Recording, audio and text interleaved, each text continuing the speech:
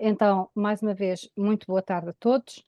O meu nome é Luísa Diniz, integro a equipa da Rede de Bibliotecas Escolares e coordeno o projeto Ler Fora da Escola, que hoje aqui nos traz. A equipa do projeto integra ainda a Maria João Filipe, da Rede de Bibliotecas Escolares, a Isabel Leite, do EduLog, Bruno Martins, da plataforma Ler e Lúcia Barros, professora bibliotecária no agrupamento de escolas António Feijó. Começo por agradecer a todos os colegas aqui presentes e também aos que, por razões diversas, não o podem fazer ou se juntarão mais tarde a nós, por terem acreditado neste projeto e se terem disponibilizado a nele participar. Para dar início à sessão, dou a palavra à Boa doutora tarde. Manuela Pargana Silva, coordenadora nacional da Rede de Bibliotecas Escolares. Ora, boa tarde, eu saúdo todos. É um gosto ver tanta gente a esta hora e o facto de se terem disponibilizado a abraçarem connosco este desafio. Um desafio que é grande, mas que vale a pena e que tem a ver com uma articulação tão necessária para nós formarmos melhores leitores. E, sobretudo, numa fase muito importante, que é quando eles são mais pequenos, de uma forma precoce. Sabemos que a competência leitora, quando dominada, e estou a falar da fluência, estou a falar da compreensão, é a base da confiança para o futuro de cada uma das crianças. O futuro e o sucesso no que diz respeito à parte académica e também à profissional e à pessoal. Estou aqui enquanto coordenadora da Rede de Bibliotecas Escolares. É um projeto também com a Rede de Bibliotecas Escolares, com as bibliotecas, e as bibliotecas têm este desígnio de trabalhar a leitura, e por isso mesmo se desenvolvem nas bibliotecas projetos, atividades que procuram justamente promover, desenvolver esta competência leitora. E, mais do que isso, sobretudo ganha esta competência, criar o gosto, criar o hábito. E nada disto se faz se não fizermos um trabalho colaborativo, se não fizermos um trabalho em convergência da ação. E por isso mesmo, antes de avançar para este projeto, procuramos rentabilizar o que já existe. E essa rentabilização partiu, sobretudo, da existência dos recursos que estão presentes nesta plataforma Ler, da responsabilidade EduLog, tendo por detrás a própria Fundação desculpem, Belmiro de Azevedo, e consideramos que seria uma boa base para lançar esta proposta. Porque esta leitura, e no caso dos mais pequenos, do nosso ponto de vista, tem um ponto de partida importante, que tem a ver com uma intervenção precoce, uma preocupação de atenuar as diferenças numa fase em que a escola tem uma responsabilidade acrescida, e porque nós não vivemos sem histórias. Nós precisamos de histórias para nos formarmos, para nos constituirmos enquanto pessoas. E é fundamental às crianças, desde sempre, ouvir contar histórias, ouvir ler histórias. E com isso ganhar o gosto por aprender esta ferramenta tão importante. E daqui lançou este projeto com este título, Ler Fora da Escola. Porquê? Porque é um trabalho de colaboração que tem envolvidos os professores bibliotecários, os educadores, que para nós são peças fundamentais, a própria EduLog, e porque estes educadores têm um contacto privilegiado com as famílias, sendo que para nós essas são determinantes para esta também criação de rotina e de hábito junto de cada uma das crianças. Uns têm mais sorte que isso acontece desde cedo, outros não têm tanto essa sorte e, portanto, estamos aqui justamente para colmatar essa falta e tentar que essas crianças tenham uma boa oportunidade desde cedo. E, portanto, é este o espírito que está na base deste projeto, e eu só posso agradecer a quem esteve a preparar esta ação, quem já organizou esta intervenção junto de vós. São a equipa da EduLog, na pessoa da doutora Isabel Leite, depois toda a ação feita pelos coordenadores interconcelhos, professores bibliotecários, e um obrigado muito especial aos professores bibliotecários, aos educadores que estão aqui disponíveis para avançar com este projeto. É muito bom sinal termos este número significativo de educadores. Fico muito grata, muito reconhecida e com muita esperança.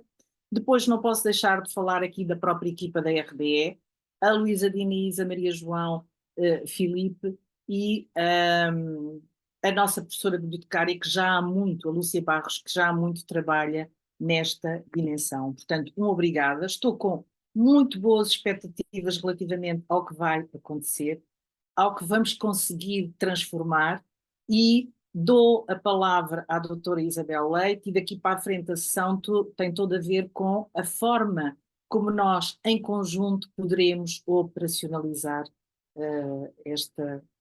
este projeto. Conto com todos os que aqui estão e sei que vamos ter um bom resultado. Sabemos que isto vai ser progressivo, é o ponto de partida, é o ponto de arranque, mas estamos muito convictas. Aqui, sobretudo, somos mulheres, porque não está aqui o colega da Edulog.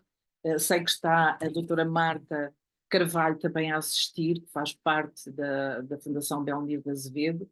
Estamos muito convictas que conseguiremos, desta forma sistemática, com estas propostas, fazer com que os nossos alunos fiquem mais aptos, mais capazes e olhem para a leitura como ela deve ser olhada, como uma ferramenta indispensável para a nossa liberdade. Muito obrigada. Isabel, quando quiser, Obrigada. o microfone é seu. Muito obrigada.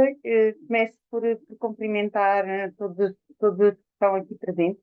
Agradecer o vosso empenho, o vosso esforço por estarem aqui uma vez mais no final do dia e, sobretudo, com motivação para o arranque deste novo projeto. Quero também dar um especial agradecimento, por um lado, à doutora Manuela Fragana, que lançou este desafio de se tornar parceira do projeto LIR e de permitir que este projeto tenha agora um novo alcance com a vossa participação.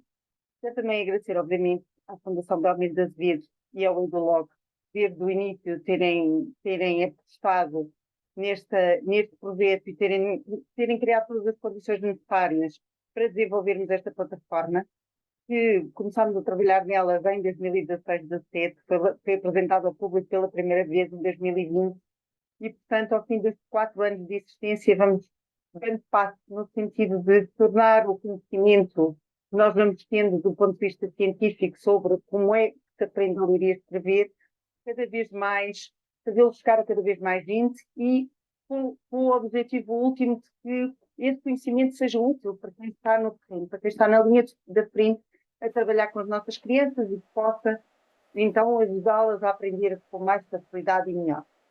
E, obviamente, o último obrigada para a equipa da RDE, para a Luísa Diniz, que é a minha parceira aqui tem sido parceira desde o nascimento da LIR e que domina a plataforma LIR como ninguém. A Maria João Filipe, um especial obrigada também, que está envolvida corpo e alma neste projeto, e as restantes colegas da equipa da RDE que estão a colaborar. Eu vou então falar-vos um bocadinho. O desafio que me foi feito foi fazer aqui um enquadramento precisamente deste conhecimento científico que surge na base deste projeto, ou seja, que levou à criação deste projeto. Eu vou partilhar convosco a minha tela, preparei uma breve apresentação, não para ser, mas para orientar a comunicação. E desculpa, aqui.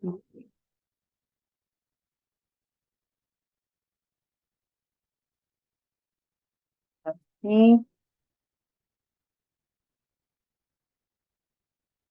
Bom, e então vou-vos falar precisamente de como educadores e família podem ajudar naquilo que é este nosso desígnio de termos cada vez as crianças melhor preparadas para ler e escrever e com mais sucesso na aprendizagem da leitura e da escrita.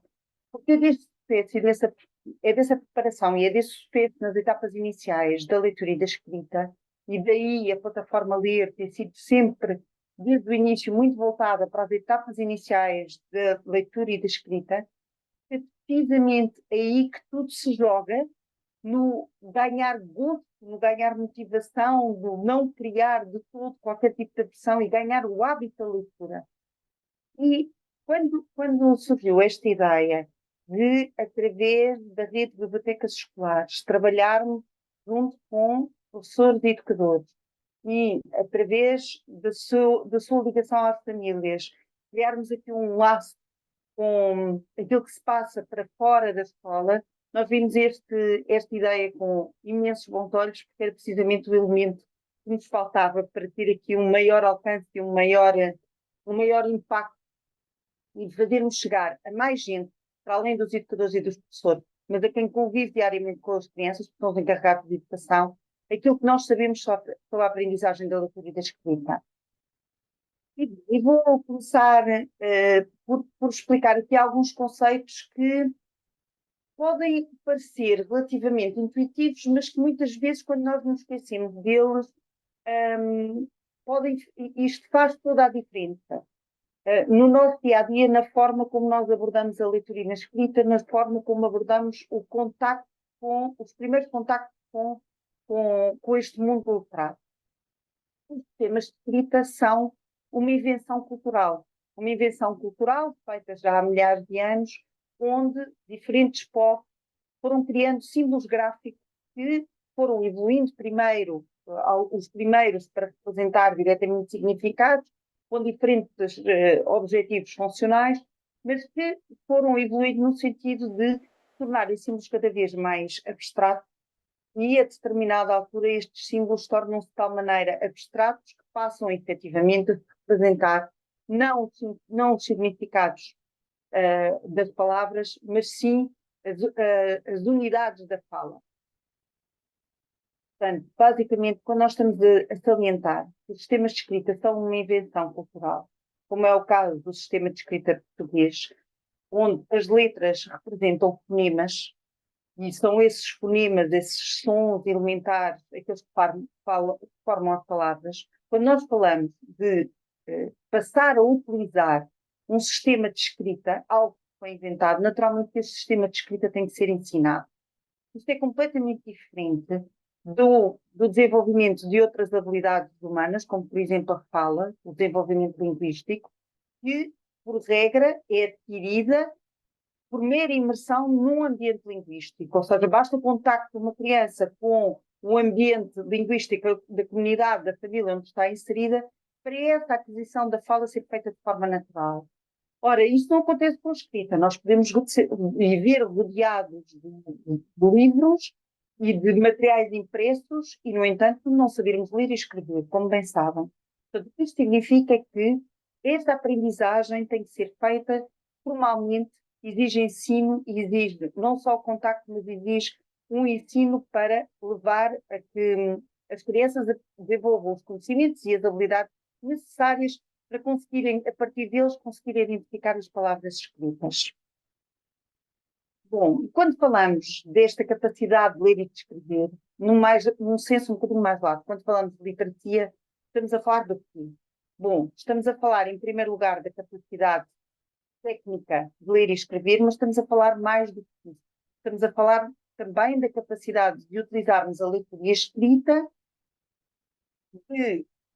para não só identificar as palavras escritas que estão num texto, não só para conseguirmos escrever as palavras que queremos pronunciar, mas também para sermos capazes de compreender os textos que estamos a ler e para sermos capazes de utilizar a linguagem escrita como forma de nos expressarmos.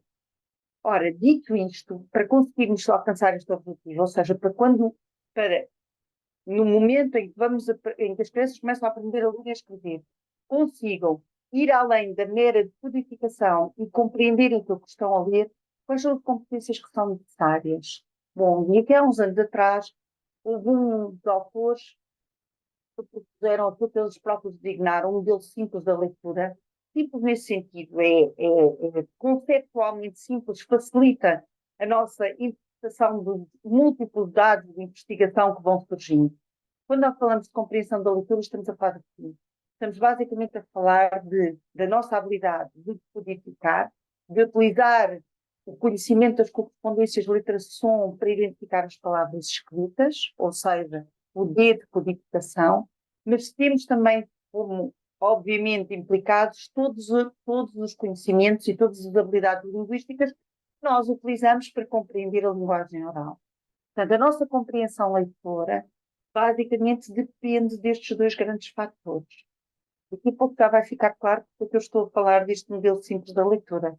Porque mesmo no pré-escolar, ele é extremamente útil para nós orientarmos o nosso trabalho e para orientarmos o trabalho que podemos desenvolver com as famílias como alargamento daquilo que nós queremos promover no desenvolvimento das nossas crianças, na aprendizagem das nossas crianças. Portanto, este modelo basicamente implica uma coisa muito simples, como qualquer produto. Isto significa que a compreensão da leitura nunca será alcançada se um aluno não decodificar bem, por um lado, e não compreender bem a linguagem oral. Portanto, estas duas competências vão ter que ficar bem estabelecidas a partir do momento que a criança começa a aprender a sua linguagem, a aprender a ler e escrever quando entra no primeiro ano de escolaridade. Mas há aqui um outro aspecto extremamente importante. Ao falarmos neste papel fundamental da compreensão oral, porque quando nós estamos a decodificar um texto, não basta decodificá-lo, nós temos que perceber o sentido, aceder ao sentido das palavras, sermos capazes de integrar as várias palavras que constituem as frases, os enunciados que estão no texto, para compreendermos a mensagem que lá está escrita. Isto significa que nós temos aqui um fortíssimo pendor das nossas competências linguísticas, por um lado, e também do ponto de vista de decodificação, nós sabemos que grande parte destas habilidades de decodificação dependem das habilidades de análise da fala que a criança vai ter que ser capaz de fazer para aprender as letras que correspondem a cada um dos sons e, com isso, desenvolver essa habilidade de pronunciar as palavras que são escritas. Ora, nestes dois fatores que fazem parte deste produto, vão dar origem a este produto, que é a compreensão da linguagem, basicamente, nós temos em ambos o pendor extremamente forte da linguagem. E precisamente por isso, precisamente pelo que eu disse, antes, que os sistemas de escrita são nada menos, nada mais do que uma invenção cultural onde se criaram símbolos gráficos para representar aquilo que é a nossa linguagem oral. Ora, qual é a grande questão? É que como qualquer educador que aqui está hoje presente e qualquer professor bibliotecário sabe muito bem, no momento em que se inicia a escolaridade, o desenvolvimento linguístico e o contacto prévio, portanto, o conhecimento que as crianças têm da linguagem escrita é extremamente variável. Mas sabemos também, e a leitura mostra-nos isto, que o sucesso na aprendizagem da leitura e da escrita vai ser muitíssimo influenciado por esta variabilidade. E é aqui que a escola, é aqui que o jardim de infância tem um pendor extremamente importante nesta preparação para a leitura e para a escrita. Precisamente por existir uma diversidade enorme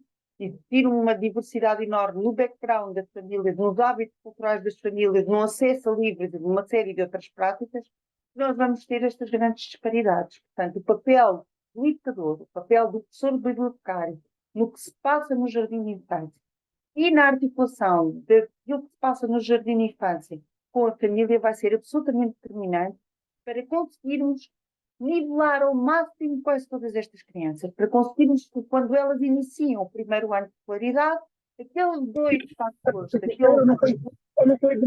tentam a assimilar a tornar-se o mais semelhante possível. Quando eu digo que as crianças diferem quando entram, diferem no seu desenvolvimento linguístico, diferem no contacto com o mundo letrado, não estou a falar de Estou, obviamente, a falar das várias experiências que têm no seu dia-a-dia, que permitem ter conhecimentos acerca do mundo.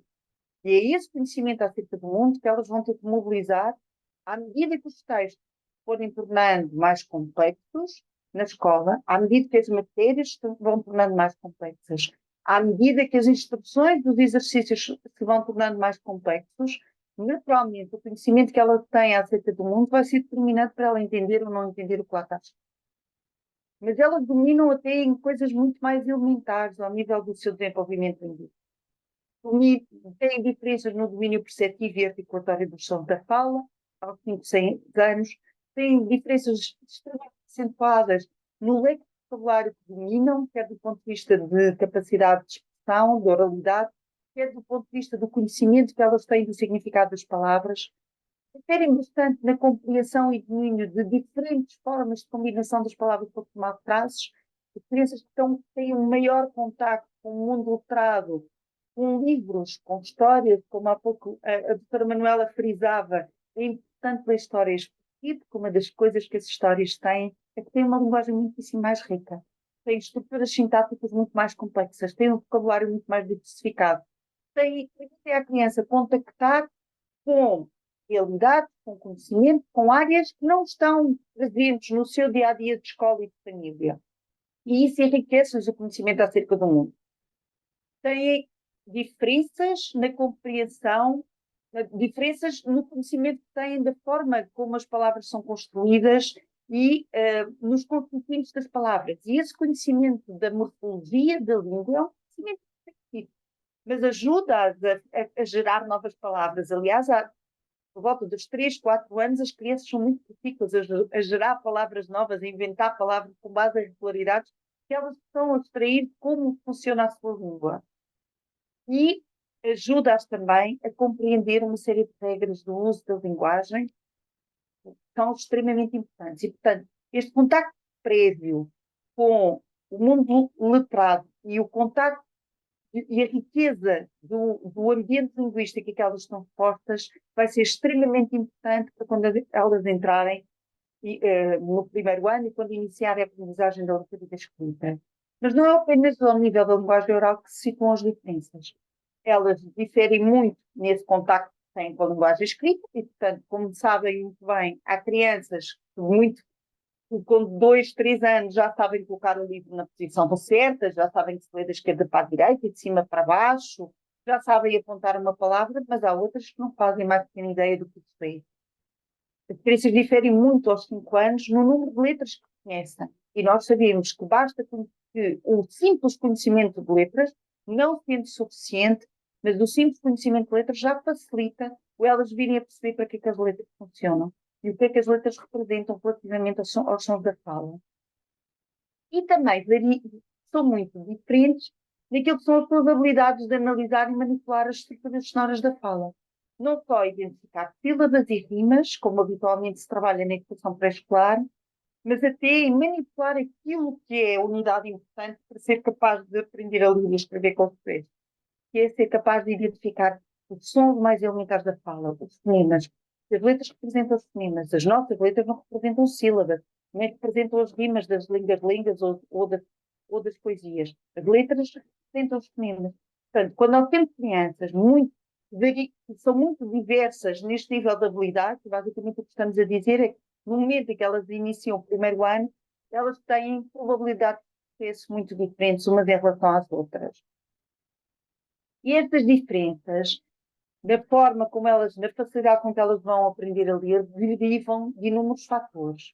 Fatores que são intrínsecos à própria criança, cognitivos, emocionais, motivacionais para aprender a ler, comportamentais, a sua capacidade de estar atento, estar quieto, estar sosseguado, o seu foco atencional. Diferem no seu conhecimento geral, como eu há pouco disse, no desenvolvimento linguístico, na literacia emergente. Mas diferem também no contexto familiar onde estão inseridas. O nível sociocultural dos pais, as práticas de literacia familiar, que infelizmente no nosso país continuam a ser, comparativamente a muitos outros países, continuamos a ser caracterizados por muito fracos hábitos de leitura, e também no próprio envolvimento parental, na própria relação entre a família e a escola. Mas diferem ainda num outro ponto. E este é um aspecto extremamente importante. Diferem na qualidade da instrução, diferem na qualidade das interações que se passam dentro do jardim de infância, no espaço da sala de aula, nos espaços fora da sala de aula do jardim de infância e na interação que o jardim de infância consegue estabelecer com a família. E tudo isto são fatores que, no fundo, vão influenciar muitíssimo a probabilidade de sucesso e de adaptação da criança quando inicia a aprendizagem da leitura e da escrita. importante isto, pensando não só no trabalho que o educador faz, que o professor bibliotecário faz, ao nível da sala de aula, mas também no que pode estimular as famílias a fazer, ensinar as famílias a fazer, eu diria que, voltando àquela equação em que a compreensão da leitura, um dia mais tarde, vai ser dependente da habilidade de ler, propriamente dito, e das próprias competências linguísticas orais, para facilitar, eu diria que nós poderíamos pensar nas atividades de jardim de infância, por um lado, focadas no desenvolvimento linguístico, quanto mais vocabulário, quanto mais familiaridade com a complexidade da língua, será mais fácil a criança um dia mais tarde entender o que está a ler, mas também potenciar o contacto com os conhecimentos e com as habilidades que vão ser específicas para a aprendizagem da leitura e da escrita.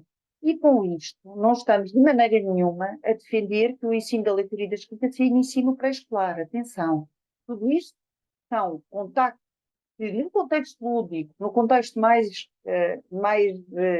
típico da sala de jardim de infância, há N experiências que podem ajudar a criança a desenvolver esta habilidade, prestar atenção aos sons da fala, não só ao nível da sílaba e da rima, vou repetir, ao nível do fonema, as letras do nosso alfabeto representam os sons mínimos da fala, os fonemas, e também através do contacto com a linguagem escrita, quando o educador escreve, quando o educador utiliza um livro para contar uma história, pode, e tem toda a utilidade, ir ajudando a criança a descobrir estas convenções da escrita.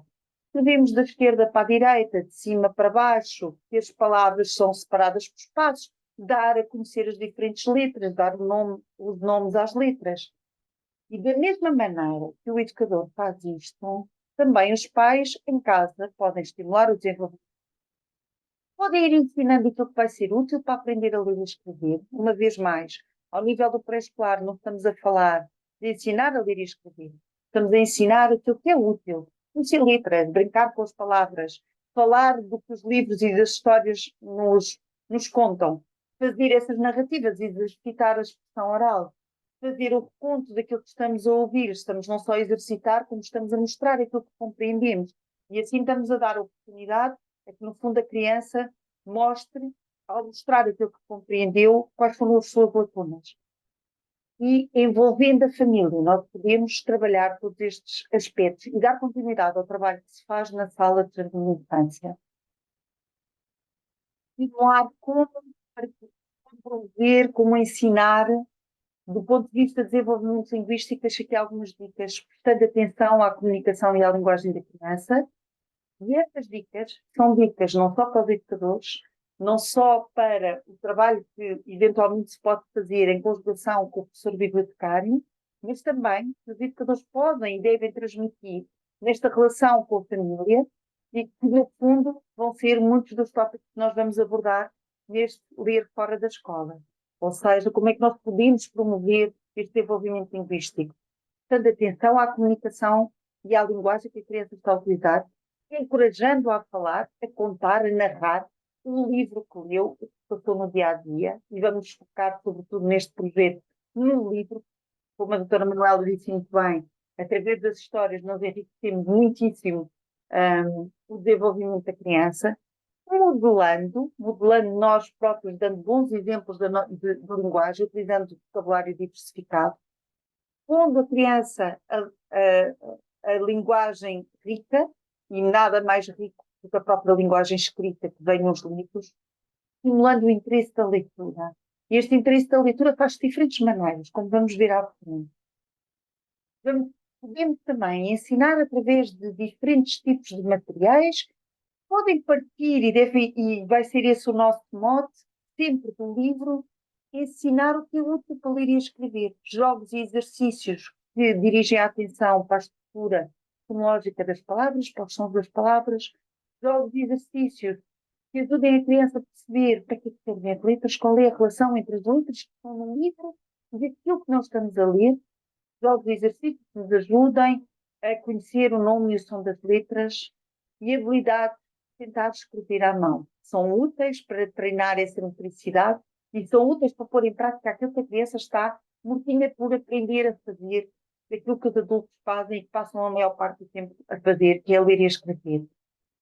E vamos envolver os pais neste processo, encorajando-os, dando-lhes estas orientações para cada uma destas áreas e utilizando aquilo que são formas muito mais lúdicas, muito mais adaptadas ao contexto da vivência familiar e que até fortalecem estes laços e podem tornar estas experiências familiares ainda muito mais agradáveis, encorajando momentos de leitura partilhada, dando orientações muito precisas aos pais sobre como é que eles podem utilizar esses momentos para treinar e exercitar cada uma destas coisas e que tipo de atividade é que podem fazer em casa.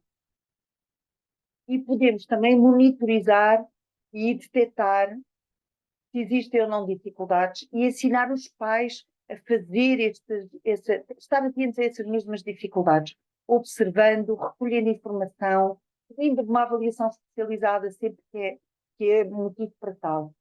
Ensinando novamente e verificando como é que a criança está a aprender a desenvolver as tais competências fonológicas, o seu conhecimento das letras, se ela melhora ou não melhora na sua capacidade de nomear os objetos e as coisas que a circundam no seu dia-a-dia e, com facilidade, ela vai aprendendo este conceito, estas convenções da escrita.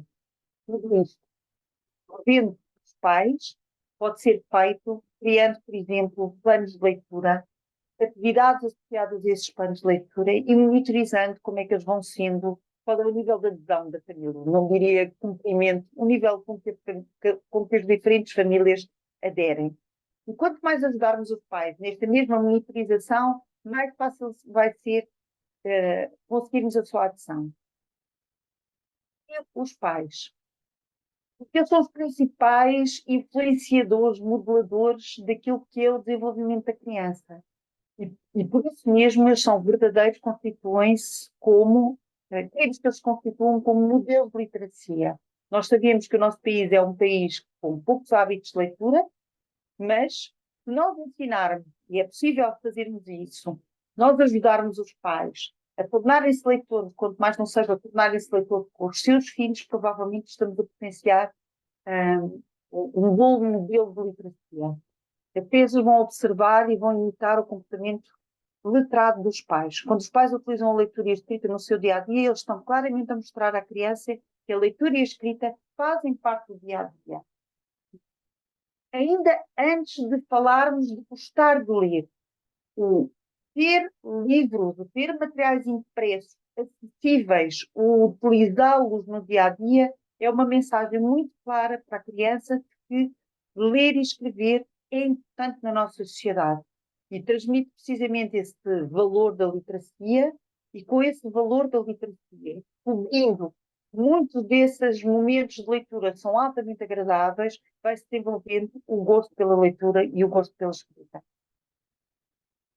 E há uns anos, uma investigadora chamada Monique Sénéchal investigou muito acerca das práticas de leitura e do envolvimento das famílias nestas práticas de leitura e veio chamar a atenção que diferentes práticas têm diferentes efeitos. É importante nós termos isto presente.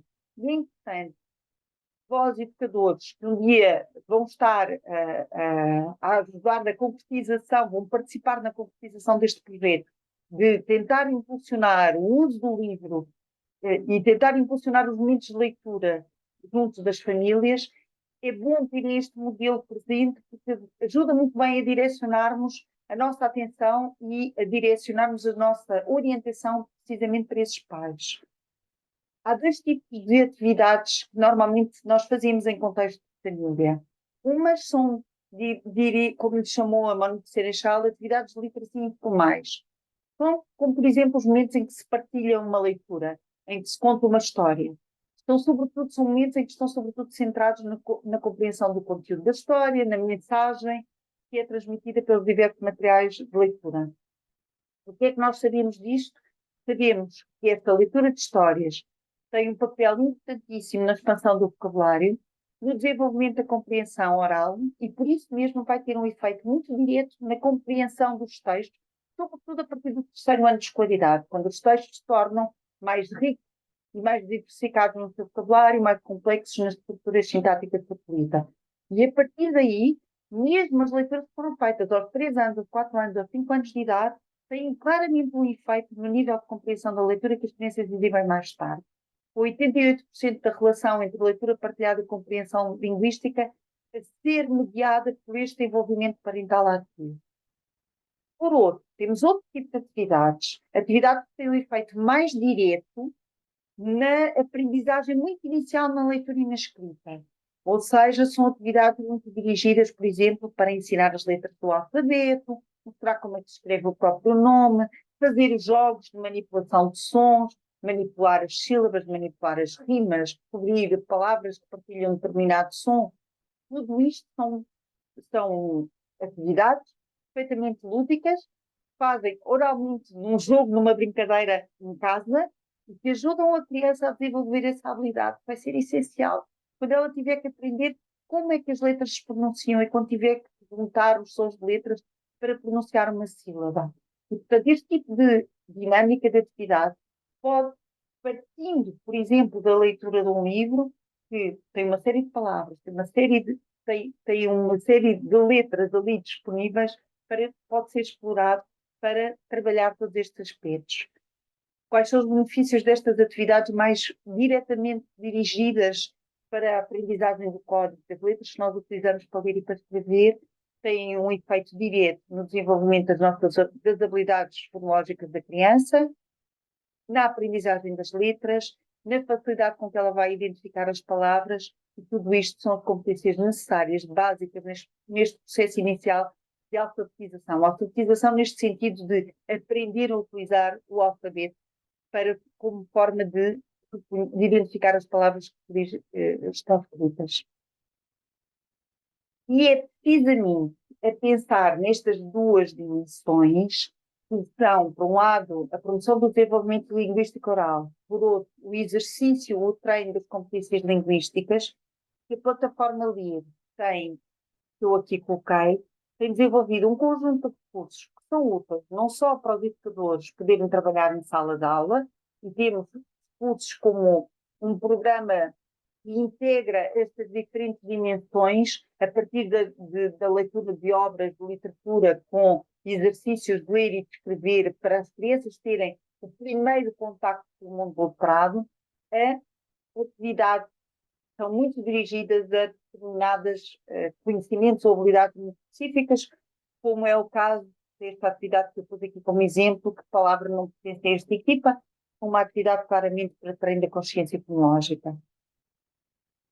E termino deixando aqui, então, a página da plataforma LIR, onde nós temos aqui a homepage, esta é a plataforma LIR, e o projeto, que agora as colegas da Rede de Bibliotecas Escolares vão falar, surge então este projeto Ler Fora da Escola, que tem precisamente este objetivo, de levar fazer com que este conhecimento que, quando construímos a LIR, foi pensado, dirigido sobretudo a educadores e a professores, possa ele agora começar a chegar também aos pais por via dos nossos educadores, dos nossos professores bibliotecários. E com isto termino. Obrigada. Pergunta.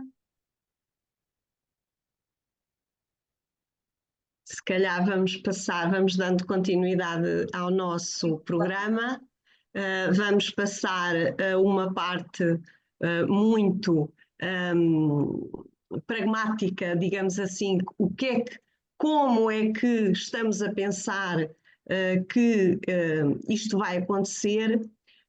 A Maria João tem a mão levantada, mas eu vou me permitir, por favor, coloquem as questões no chat e depois nós, no final da sessão, faremos então esses esclarecimentos que tenham para nos questionar, teremos todo o gosto em fazê-lo, mas gostávamos agora de não interromper a sessão para podermos conseguir cumprir aquilo que nos propusemos com este nosso encontro.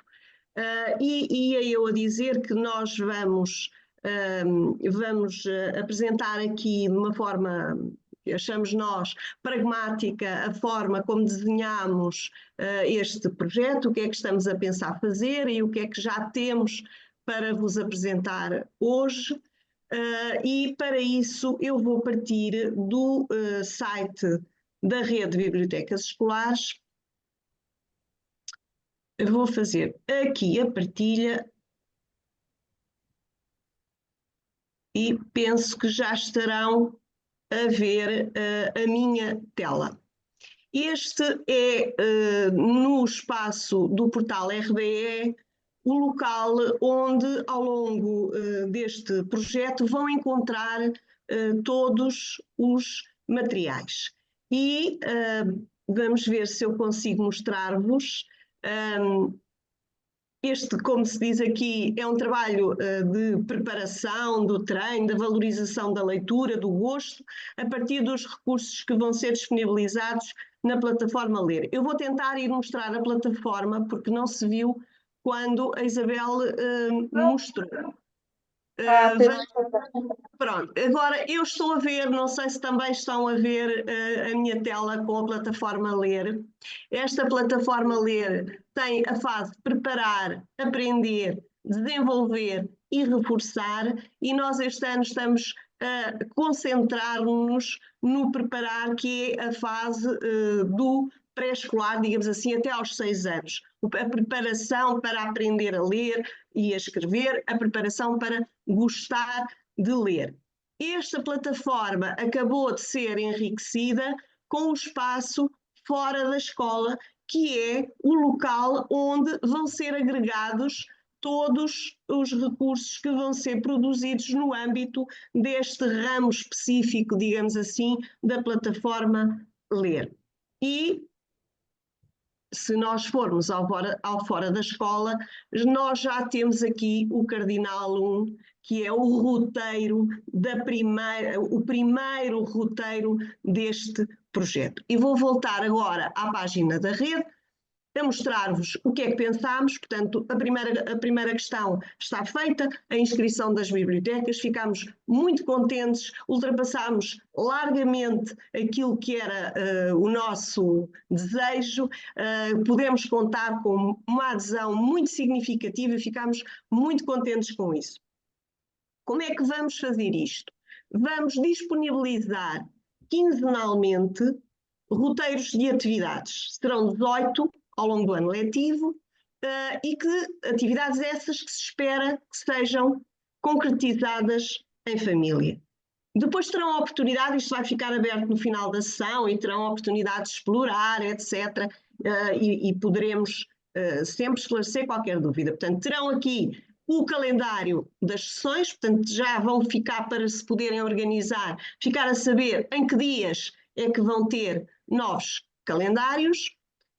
E o que é que estará nestes roteiros quinzenais? Portanto, sugestões de ações a desenvolver em família, suportadas por aquele conhecimento científico que a Isabel acabou de nos mostrar, e que serão ancoradas num texto de fundamentação teórica, mas que nós não queremos nunca que chegue aos pais. Este texto de fundamentação teórica é para os docentes, para os docentes saberem exatamente em que é que nos fundamentamos para apresentar aquelas propostas. Serão acompanhados todos os recursos necessários para a sua implementação. Ou é só um roteiro, e é o roteiro que será disponibilizado às famílias, pelo processo que se considere mais adaptado à classe, à sala.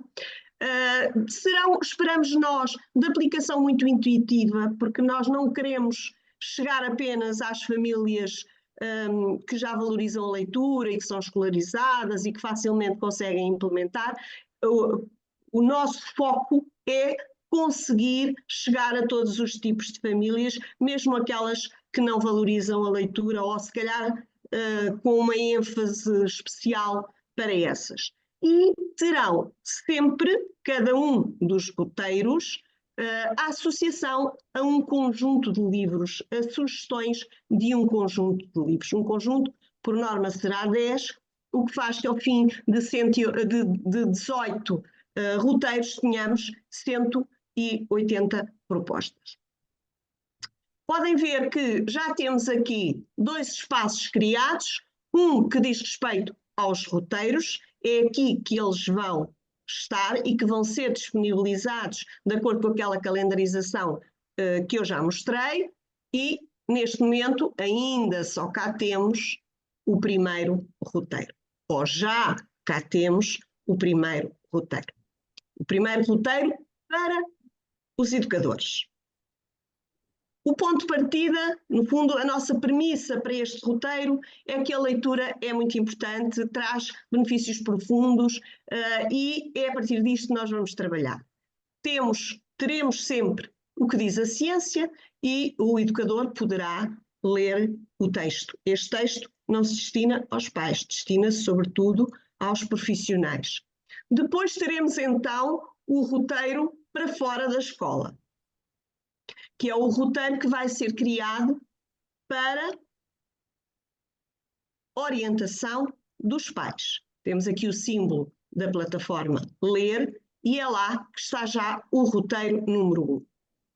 E cá temos o roteiro. O roteiro, como veem, é uma coisa muito simples, com ações muito simples, mas que, sendo simples em cada uma das 18 vezes, pode efetivamente levar a conseguirmos aquilo que nós pretendemos, que é termos crianças mais preparadas para aprender a ler e escrever, que é o objetivo desta primeira etapa, preparar.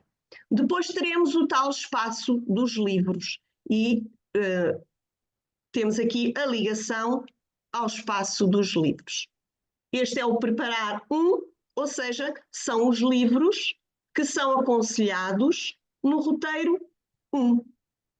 A Lúcia é a responsável por esta secção e estamos em muito boas mãos para apresentar estes livros. Portanto, esta quinzena nós sugerimos estes livros. Voltamos à plataforma. Penso que aquilo que eu tinha para dizer, que disse, e vou passar à Luísa, não é, Luísa? É sim, senhora. E agora, depois de já terem percebido como é que se faz, qual é a metodologia, no fundo, que está subjacente a este projeto, depois de já sabermos muita coisa sobre a aprendizagem da leitura e da escrita, vamos agora ver como é que, no fundo, vai ser aplicado, ou que sugestões é que nós temos para a operacionalização deste projeto. Eu peço à Maria João, por favor, que suba um bocadinho. Portanto, para a concretização do projeto, nós temos aqui 2 sugestões, ou melhor, a sugestão de 2 modalidades. E estas modalidades têm em comum várias questões. Uma delas, e a primeira, é sempre o ponto de partida.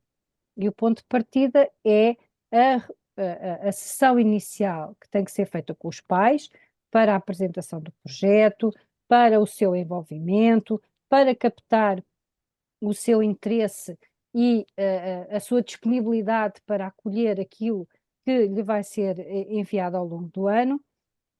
E tem também um tronco comum, e esse tronco comum são os roteiros que a Maria João agora mostrou, que vão ser disponibilizados nas datas também que já estão devidamente calendarizadas e que serão enviados para os pais mediante o meio que os educadores entenderem que seja mais viável. Temos também no fim algo em comum, que é um questionário para recolhermos as percepções do projeto a ser preenchido pelos docentes, neste caso pelos colegas educadores. Então agora perguntam, mas afinal qual é a diferença? E a diferença entre estas modalidades são essencialmente em 2 pontos. Num deles é a sessão de número de sessões presenciais com os pais. Como podem ver nesse quadro, está um bocadinho pequenino, mas depois terão a oportunidade de ver melhor quando acederem à página, a modalidade A pressupõe que sejam realizadas 4 sessões com pais, sendo que há uma primeira, aquela de que eu já falei, e depois ao longo do ano sejam realizadas mais 3 que poderão ser as reuniões ordinárias que os educadores já têm planificados e agendados com as famílias. Portanto, terão sempre esta primeira, uma no final do ano e pelo meio, provavelmente vão reunir com os pais e prevê-se que guardem um tempo dessas reuniões para perceber como é que o projeto se está a desenvolver, quais são as percepções deles, se estão a fazer, se não estão, se notam melhorias, enfim, para terem aqui alguma percepção. A modalidade B prevê a realização de sessões de trabalho presencial com pais com uma periodicidade mensal. Portanto, há um acompanhamento de maior proximidade com os pais, um trabalho mais focado, mais exigente, mais exigente em termos de tempo, mas também um trabalho que vai levar os pais a aprenderem mais sobre livros, sobre formas de trabalhar com os livros com os seus filhos, de que a Lúcia irá falar um pouco mais à frente. Em que diferem ainda na forma como irão ser recolhidos os dados no início e no fim do projeto. Portanto, pressupõe-se que haja um questionário diagnóstico para perceber os hábitos de leitura das famílias, e este questionário é preenchido pelos pais, e no final o mesmo questionário, ou outro semelhante, também preenchido com os pais, sobre a mesma temática.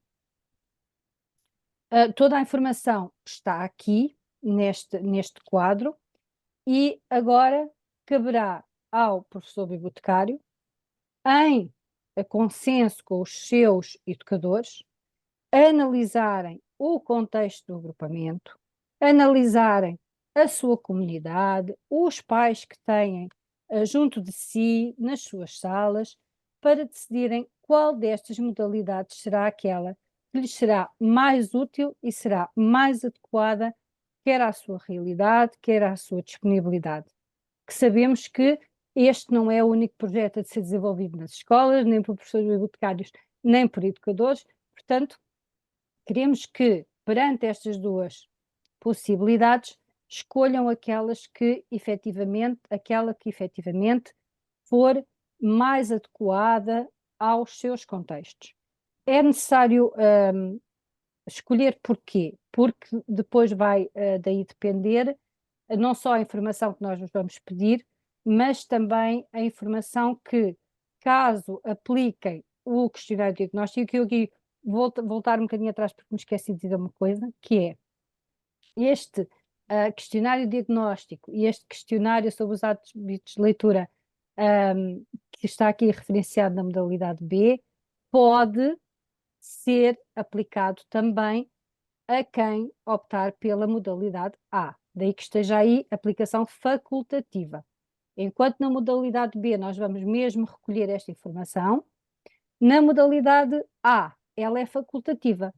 Pensamos que seria interessante obter estes dados, até para compararmos depois que resultados é que vamos obter quando se trabalha de uma maneira ou quando se trabalha de outra.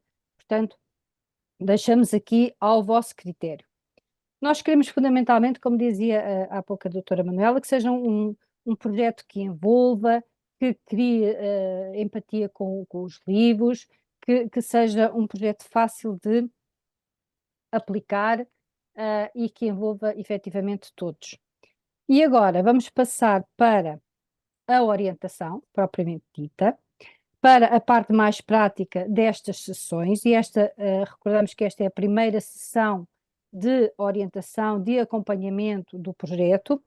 Temos connosco a colega Lúcia Barros, que é professora bibliotecária no agrupamento António Feijó, como eu já disse, professora na ES de Viana do Castelo, e que já tem um vasto currículo no âmbito do trabalho da promoção da leitura junto das famílias. Podem ler um artigo que escreveu com a colega Carla Gandra, também aqui na página deste projeto, e portanto eu passo desde já a palavra à Lúcia, por favor. Boa tarde, Lúcia. Olá, boa tarde a todos. Parabéns por estarem aqui a uma hora destas. Eu estou muito positivamente surpreendida com um número tão grande de pessoas. Isto também aumenta a responsabilidade e a pressão, não é verdade? Agradecer à Rede de Bibliotecas Escolares também o convite para fazer parte deste momento e deste projeto.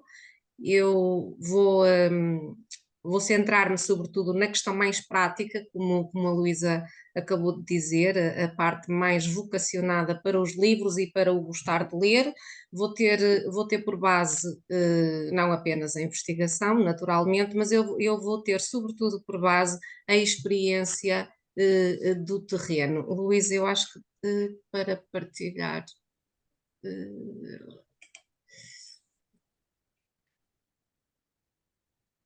É só ir à setinha, Lúcia. Seta verde, partilhar Sim, tela. não era isso. Acho que estava aqui em grande. Ok.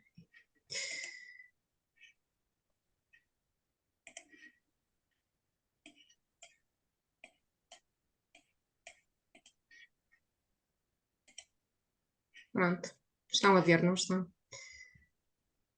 Pronto, eu vou falar um bocadinho à sombra desta máxima, como fazer da leitura um valor de família, sobretudo através de livros.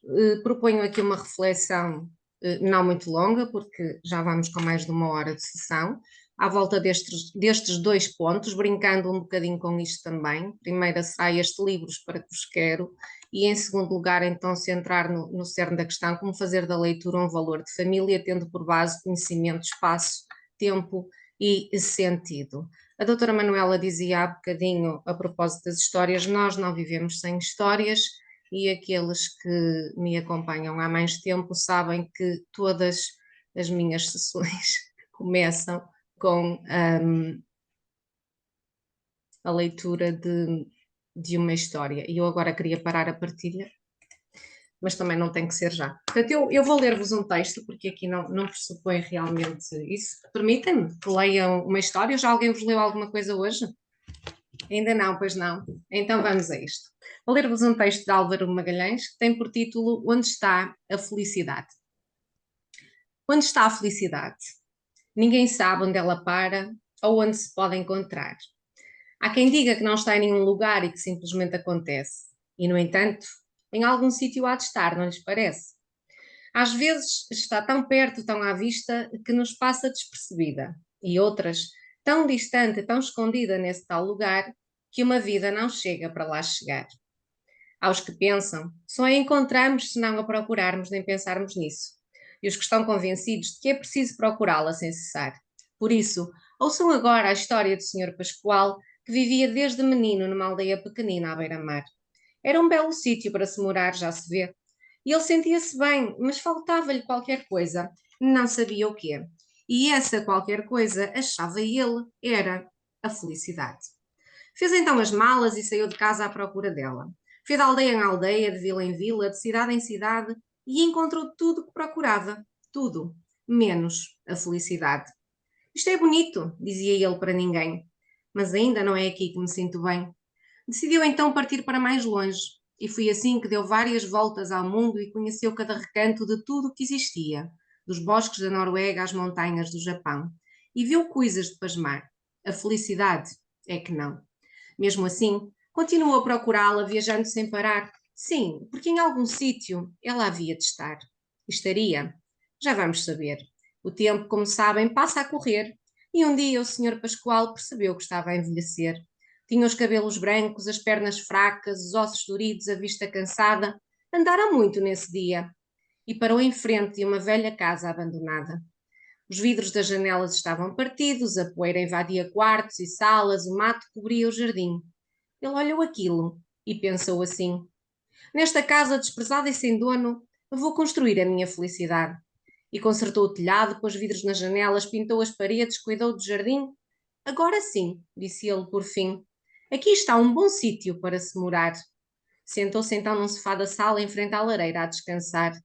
Que bem que eu me sinto, disse para si. E percebeu então que aquela estranha sensação de bem-estar Era esse não sei quê que ele tanto procurara. A felicidade estava ali. Finalmente encontrei-a! Gritou o Sr. Pascoal, muito entusiasmado.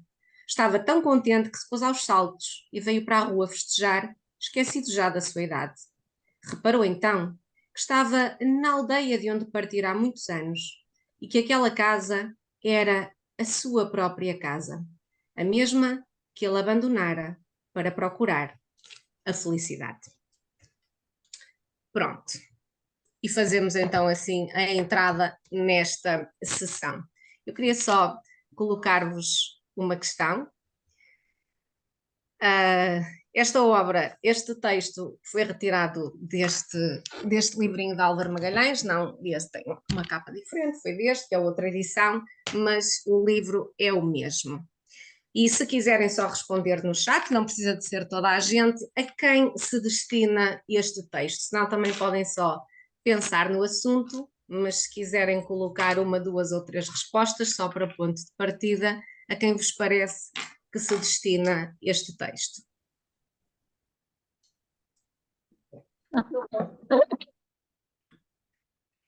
Sim, estava alguém a falar.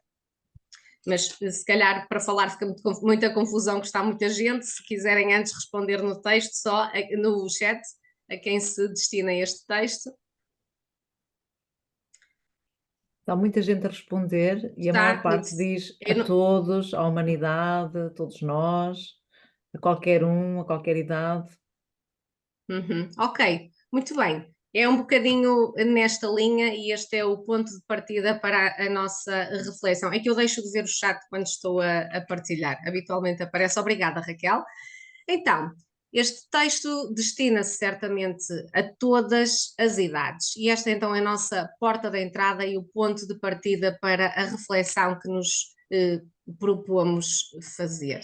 Vamos só ver se isto é meu amigo e se vai andar. Então, se acharem que isto faz eco, Michel Petit diz-nos: o que se encontra ao ouvir ou ao ler textos literários é por vezes uma sensação de habitar, de pertença, uma certa harmonia com o mundo interior e consigo próprio. Se alguém se identifica com este parecer da Michel Petit depois da leitura deste texto, também poderá manifestar-se. Então vamos refletir, vamos agora ao nosso primeiro ponto. Estes foram os preliminares, livros para que vos quero. Portanto, é mesmo quase literalmente para que vos quero, um pouco como as pernas. Então vamos refletir um bocadinho à volta destes preconceitos ou preconceitos em torno da literatura infantil. Eu queria só salvaguardar que nesta sessão de hoje, como ela é mais curtinha também, eu vou falar exclusivamente de textos literários, certo? No entanto, ao longo do ano teremos a oportunidade de abordar todos os tipos de texto, o texto informativo, o livro-objeto, o livro-brinquedo e também todos os outros discursos. O foco hoje será o texto literário e, nomeadamente, a narrativa. Então, para que serve ler, a quem se destinam os livros de literatura infantil e o que fazer com estes livros? Se quiserem colaborar respondendo no chat, estão à vontade, senão eu vou andando, porque como não conseguimos ouvir 250 pessoas, não é?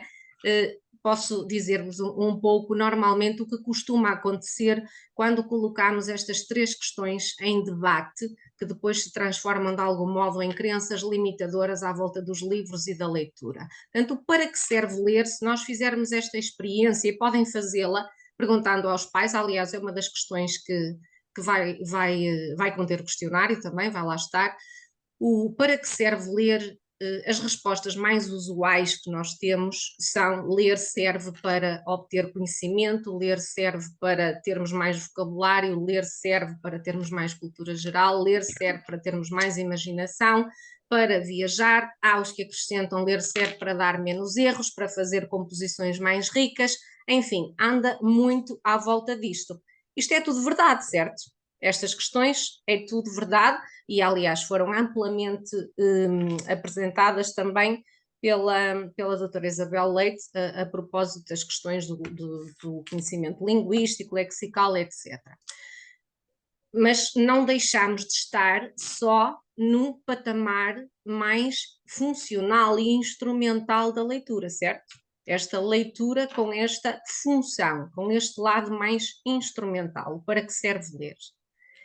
Depois, vocês todos, os que responderam, disseram, quando eu vos li aqui este textinho que retirei deste livro, não era este, mas é o mesmo, a quem se destinam os livros de literatura infantil? Habitualmente, quando nós entramos em algum sítio, algum escaparate, onde temos a literatura infantil, dizemos ali a secção dos livros para crianças, não é? E, portanto, temos muito esta percepção de que os livros de literatura infantil são livros para crianças. Acabamos de fazer aqui um teste muito rápido em que percebemos que este texto, por exemplo, retirado de um livro de literatura infantil, não é só para crianças, porque ele também conversa com cada um de nós adulto. E depois esta questão do que fazer com estes livros. Portanto, no meu trabalho no terreno com pais vai completar 18 anos em janeiro, está quase a atingir a maioridade, e o que isto me vem dizendo ano após ano, que os pais sempre descobrem, portanto, o que fazer com estes livros, e mesmo quando nós recebemos na biblioteca escolar, no nosso serviço de aconselhamento de leituras, questões sobre livros, então, e quando lê com os seus filhos, é que costuma fazer? E a resposta é, eu leio, e no fim eu faço-lhe perguntas, porque eu tenho que saber se ele percebeu. Pronto, é um hábito, e nós tendemos a imitar modelos, e também é este modelo, sobretudo escolarizado, que nós temos de abordagem aos livros, é ler o livro e no fim fazer algumas perguntas com a melhor das intenções, naturalmente, nós queremos perceber se a criança percebeu.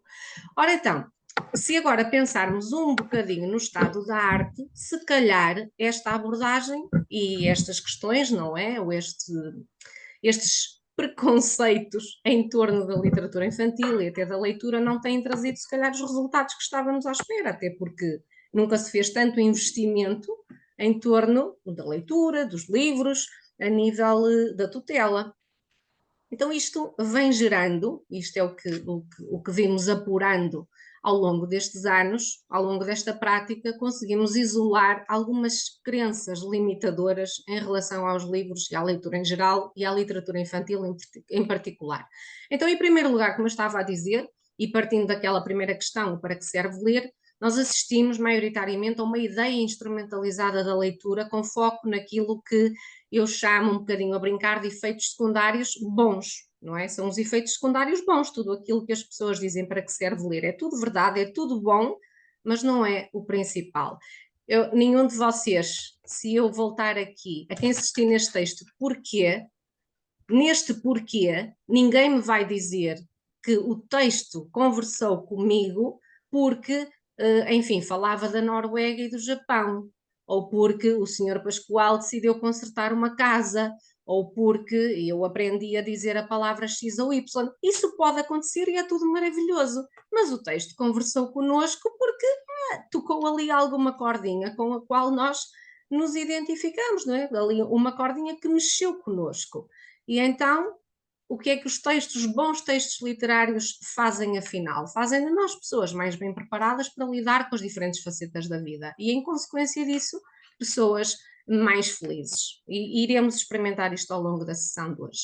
Depois, a segunda questão, para quem são estes livros, a quem se destinam? Há também uma ideia errada do destinatário. São livrinhos para crianças, são livrinhos infantis. Porque como o nosso conhecimento, e quando eu digo nosso, eu refiro-me sobretudo ao conhecimento das famílias em relação à literatura infantil, é um bocadinho escasso, para não dizer é muito escasso, os pais conhecem muito pouco da boa literatura infantil, conhecem os contos tradicionais e na maioria das vezes nem sequer são as melhores versões, e depois aqueles livrinhos das séries, aqueles que aparecem nos escaparates de supermercado, que as crianças pedem porque estão associados a determinados programas televisivos, jogos, super-heróis, etc. E não está nada de errado, nenhum livro faz dor de barriga nem borbulhas, tá? Mas se calhar, se só conhecermos estes livros, a resposta é efetivamente são livros para crianças. E enquanto esse livro pode ter a sua piada para o menino, para a menina pequena, o pai e a mãe não tiram dali o mesmo proveito, nem o melhor proveito. E nós aqui o que é que queremos fazer? Queremos seduzir também o adulto para a leitura da literatura infantil, da boa, naturalmente. Depois, portanto, é a tal crença limitadora, quando na verdade os bons livros de literatura infantil se destinam a todas as idades e cada vez mais ao adulto.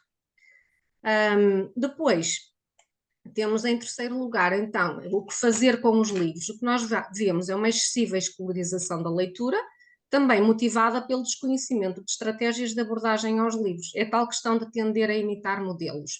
Nós fazemos o que fizeram connosco, nós fazemos o que devemos fazer na escola e depois, claro, estas coisas podem tornar-se um bocadinho aborrecidas. A questão do fazer perguntas só no fim da história e, sobretudo, se a pergunta tiver esse objetivo só de perceber se a criança esteve atenta ou não e escolarizar a leitura pode matar o gosto e comprometer o desenvolvimento de hábitos de leitura. De qualquer maneira, há boas notícias, certo? Portanto, isto acontece, mas o que temos vindo a experimentar tem trazido bons resultados e nós temos maneira de dar a volta a isto. Então, no meio deste cenário, qual é o papel da escola, do educador e do professor? Se vos dissesse o que é que pretendemos desta sessão, o que é que pretendemos, se calhar, de boa parte deste projeto, porque depois o resto decorre mais facilmente daqui, é proporcionar à família oportunidades para descobrir e experimentar, sobretudo, o valor dos livros e da leitura no seu bem-estar e felicidade, ou como quiserem. Este é o nosso grande desafio. Como é que o vamos fazer? Através destas fases que aqui estão. Conhecimento, portanto, ninguém ama o que não conhece, ninguém dá o que não tem, não é? Portanto, através do conhecimento, dar à família este conhecimento de bons livros e também de estratégias de abordagem aos livros. Os nossos 3 pilares serão sempre estes: a via da afetividade, da ludicidade e a literacia familiar, que será sempre transversal a estas questões. Isto pode parecer um bocadinho ambicioso ou não, pode parecer natural. De qualquer modo, há aqui uma questão. Se não formos nós a fazê-lo, a escola, enquanto entidade, não há a nível social ninguém mais que o possa fazer. Com todas as limitações que nós temos, nós professores, nós escola, continuamos a ser a instituição mais bem habilitada para poder fazer isto, para dar este conhecimento aos pais, para lhes proporcionar estas experiências. Portanto, é este o desafio.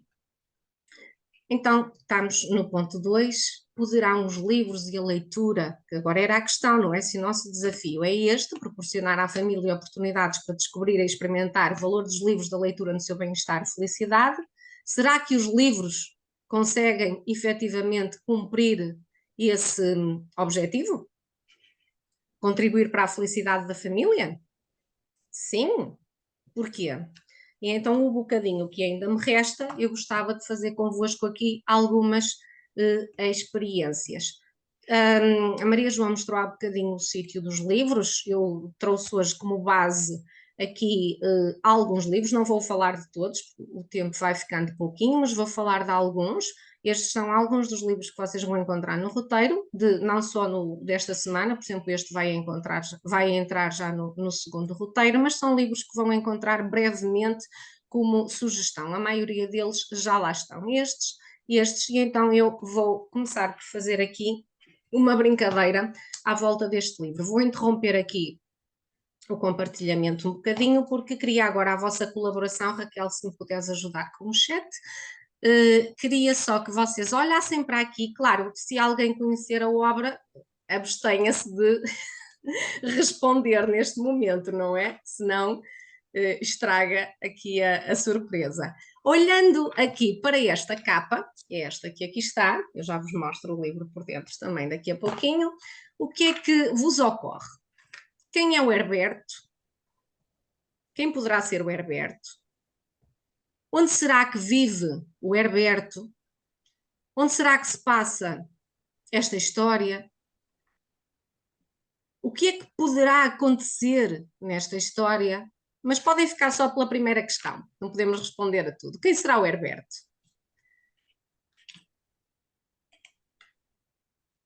Já queres uma resposta? Sim, se já tiver, já podem dizer. Já tenho 2 respostas. Alguém disse Já estou a ficar com muitas. Tenho que Pois andar olha, mais também estou a devagarinho. vê-las agora, ok. Ok. Um pássaro, um animal, um ouriço caixeiro, um habitante daquele espaço, um bicho de conta, um mocho, um bichinho da natureza, uma minhoca, um aranhiço, um animal da floresta, um... Ok, muito bem. Já temos aqui várias respostas, não abrimos o livro, muito bem. Então, e o Herberto pode ser qualquer um destes seres, não é? Onde será que vive o Herberto? Também já tínhamos ali pistas, se era um habitante da floresta, não é? Portanto, associaram este espaço a uma floresta. Mais, onde será que se vai passar esta história? Também disseram que podia ser uma pessoa. Um jardineiro, olha que curioso. Num pomar, numa horta, num jardim, num herbário, num bosque. Ótimo, muito bem. Na árvore, no monte, portanto, já temos aqui uma panóplia grande de possibilidades. Na terra, ok, muito obrigada, vocês estão a ser muito generosos na colaboração. Então, já temos várias possibilidades para o Herberto, já temos várias possibilidades para o espaço, certo? E agora, querem apontar uma possibilidade de ação, por exemplo, o que é que vai acontecer? O que é que a personagem Herberto, se é que é uma personagem, não é? Vai fazer neste espaço que vocês identificam. Será uma história sobre o quê?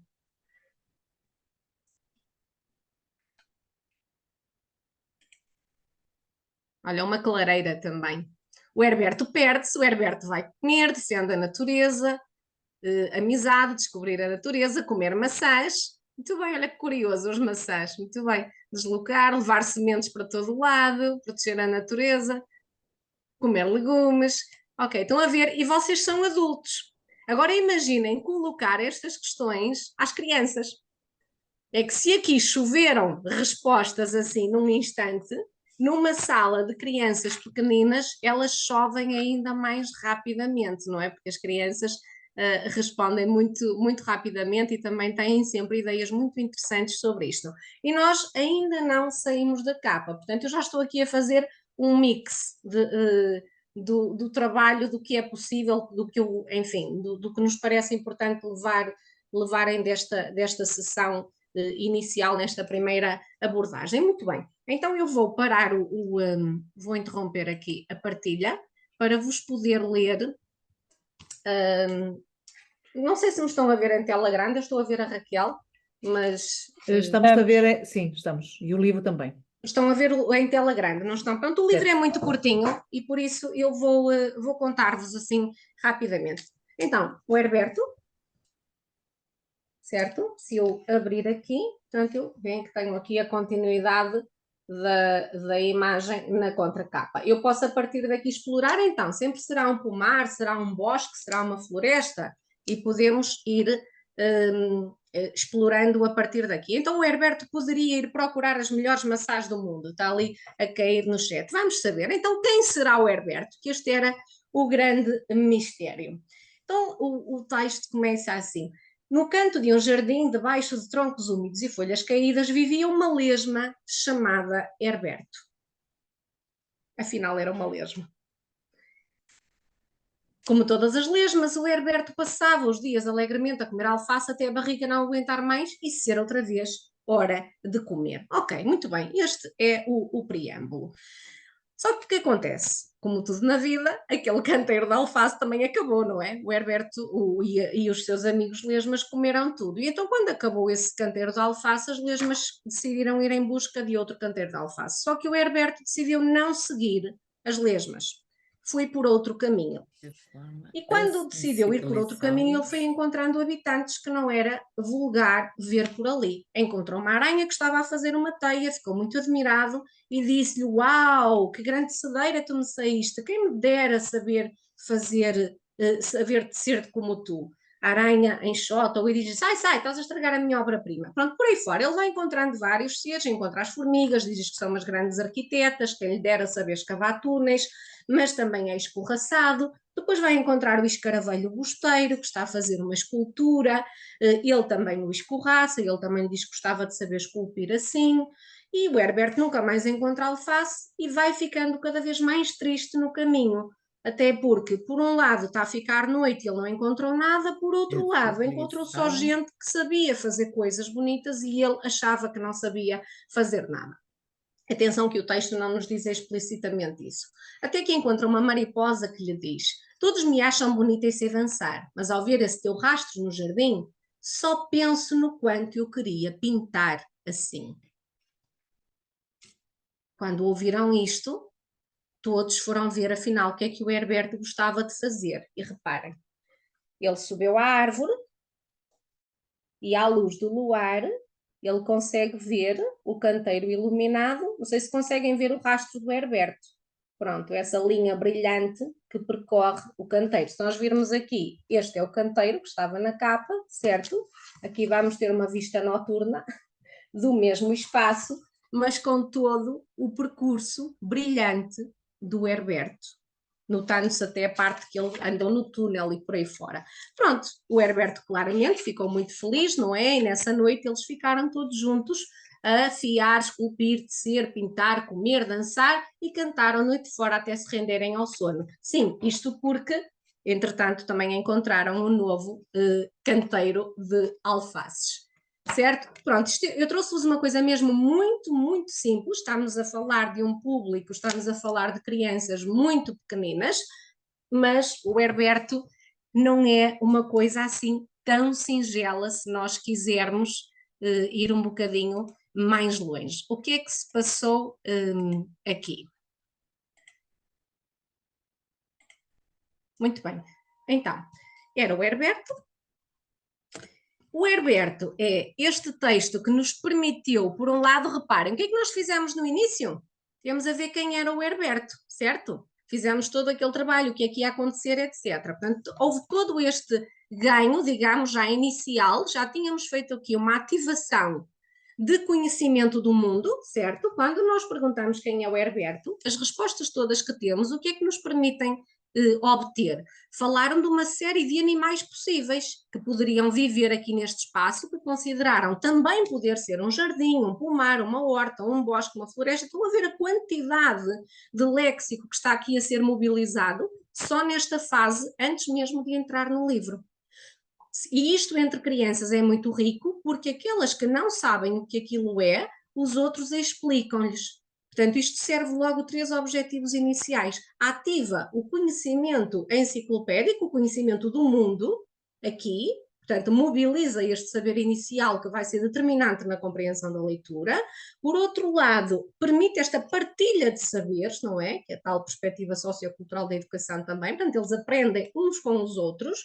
E, por outro lado, vocês não terão nunca, neste momento, o problema de dizer: olha, está caladinho porque vou ler uma história. Não, porque neste momento a criança, ela já quer é saber quem é o Herberto e o que é que se vai passar cá dentro. E, portanto, também já está garantida a atenção e a motivação da criança, que depois vai manter-se atenta o tempo todo. Porquê? Porque ela vai realmente querer confirmar as suas expectativas também em relação ao próprio texto. E, portanto, este é todo o trabalho que há bocadinho dizíamos, o fazer perguntas, porque às vezes depois vem a questão: mas então não podemos fazer perguntas? Claro que podemos fazer perguntas, se calhar só temos é que as deslocar, não é? E se calhar investir mais em perguntas antes da leitura e depois outro tipo de trabalho no final, que também, mas veremos nas sessões, depois nas próximas sessões, o tipo de perguntas possíveis no final. Muito bem. Este livro já passou por vários projetos aqui, projetos de educação literária na família, de promoção da leitura, e eu trouxe-vos só como exemplo este trabalho, porque o Herberto não é só uma lesma, não é só um elogio à arte. O Herberto, enfim, permite fazer aqui um trabalho muito mais profundo e abrangente. Este foi um trabalho feito por uma família, a propósito da leitura de Herberto. Deram-lhe de título Uma Família de Criadores. Então reparem o que aqui está. E reparem se não estão aqui presentes estas 3 vias: a via da afetividade, da ludicidade e da literacia familiar. O que é que eles conseguem ler? Não conseguem, apesar disto estar assim levezinho? Portanto, aqui de um lado nós temos nomes que são nomes ali do círculo familiar e afetivo daquela família. Temos a tia Carla, a mãe, a Diana, o avô, o Luís, por aí fora. E aqui do lado direito temos uma série de talentos, não é? Aquilo que tornava aquelas pessoas Herbertos, que as tornava únicas, digamos. E então reparem no próprio jogo de cores que aqui é feito, não é? Alguém que é muito bom a pintar unhas, outro com telemóveis, outro a fazer comidinha caseira, outro na matemática, a tocar piano, pronto, ou a desenhar bonecas. Cada um tinha um talento que o tornava especial. E, portanto, estamos aqui a trabalhar uma série de competências a partir dos livros. O que é que vocês acham? Este não terá sido um momento feliz? Um momento em que estiveram a conversar, em que estiveram a pensar o que é que cada um fazia de especial? Quando normalmente nós dizemos, o Tiago é o resmungão, o Luís é o trapalhão, o outro é o comilão. Pronto, se calhar neste momento estiveram antes a ver o que é que eles tinham de Herberto, não é? O que é que os distinguia dos outros pelo lado positivo. Portanto, digamos que, se calhar, em conclusão aqui, em relação a esta obra, os livros aguçam o nosso olhar sobre o outro, sobre nós próprios, fazendo de nós pessoas mais atentas, empáticas, criativas e críticas, naturalmente. Pronto, estes slides têm todos aqui uma setinha no final, os que têm uma setinha aqui a apontar para outras coisas, isto são questões às quais voltaremos em sessões futuras, porque esta obra nós abordamos por esta via, por esta perspectiva, mas nós temos aqui outras vias que podíamos usar na abordagem. Avançamos. Tudo bem? Eu não sei se querem, neste momento, colocar alguma questão ou deixar algum comentário. Se alguém Lúcia, tiver alguma vamos questão, deixar. poderá colocá-la no chat e depois no fim. Ok, muito bem. Pronto, então avançamos. Só mais um bocadinho. Eu sei que o tempo ficou mais curto, não foi? Mas eu tenho isto preparado para poder cortar ali uma parte, por isso não há problema. Poderemos, o que não conseguirmos falar hoje, fazer a seguir. Pronto, vou falar-vos um bocadinho aqui de outra tipologia de livros. Com este, o objetivo foi realmente trabalharmos já esta questão de uma abordagem inicial, portanto, a exploração, portanto, nós já estamos ali, a fase do conhecimento. Recordemos, não é? Conhecimento de bons livros e conhecimento e domínio de estratégias de abordagem aos livros. Esta é uma estratégia muito simples. Às vezes andamos a querer fazer o pino e a roda e a ir buscar o material XPTO e o fantoche não sei das quantas, e com o livro e a estratégia de conversa certa, nós conseguimos fazer maravilhas e mobilizar aqui muito conhecimento.